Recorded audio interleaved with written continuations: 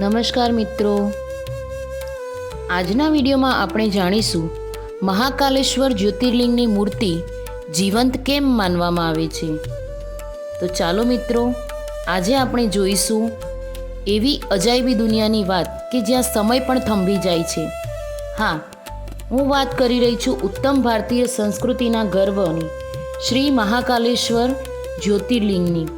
પરંતુ એક પ્રશ્ન વર્ષોથી લોકોના મનમાં છે કે મહાકાલની મૂર્તિને જીવંત કેમ માનવામાં આવે છે? એમાં એવું શું રહસ્ય છે? તો ચાલો જાણીએ।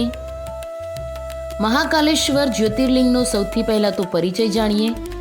ઉજ્જૈન જે ભગવાન શિવનું પ્રિય શહેર છે, જ્યાં વસે છે કાળના સ્વામી મહાકાલ। મહાકાલેશ્વર જ્યોતિર્લિંગ માત્ર એક મંદિર નથી, તે તો શિવ ભક્તો માટે જીવંત ચેતનાનું કેન્દ્ર છે। અહીં ભગવાન શિવ કાળના કાળ એટલે કે સમયના રાજા તરીકે પૂજાય છે। મૂર્તિને જીવન કેમ માનવામાં આવે છે તે જાણીએ। તો સૌથી પહેલાં તો છે સવારે ભસ્મ આરતી, જે જીવંત પ્રાણ પ્રતિષ્ઠાનો સૌથી મોટો ભાવ છે। મહાકાલેશ્વર મંદિરની વિશેષતા છે ભસ્મ આરતી। આ આરતીમાં દેવાધિદેવ મહાકાલને એવી રીતે આરાધવામાં આવે છે કે જેમ કોઈ જીવંત મનુષ્યની સવારે શૃંગાર વિધિ થાય।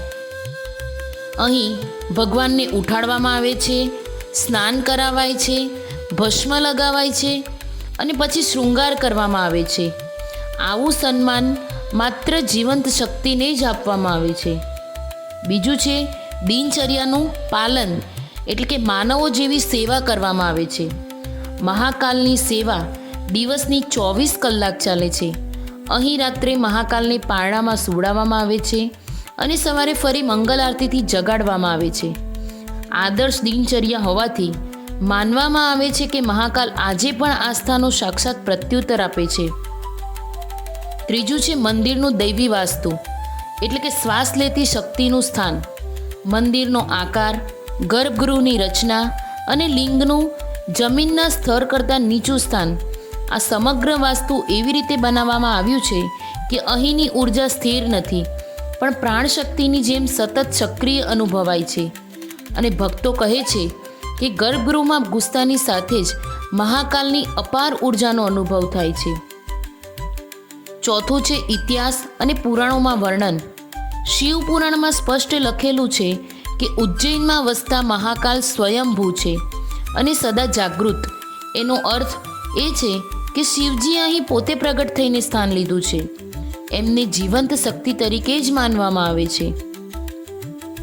તો ચાલો મિત્રો જાણીએ ભક્તોની માન્યતાઓ અને ચમત્કારો વિશે। હજારો ભક્તોના અનુભવ કહે છે કે મહાકાલનું નામ લેતા જ મનની ભય, ચિંતા અને દુઃખો દૂર થઈ જાય છે।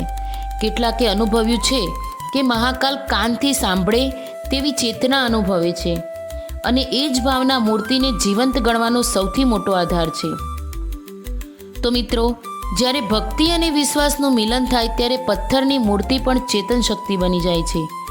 મહાકાલ આપણા જીવનમાંથી ભય દૂર કરે છે અને કહે છે કે ડરશો નહીં, હું અહીં જ છું। જો તમને મહાકાલેશ્વરની આ દિવ્ય કથા ગમી હોય તો વિડીયોને લાઈક કરો, શેર કરો અને ચેનલને સબસ્ક્રાઈબ કરવાનું ભૂલતા નહીં। જય મહાકાલ।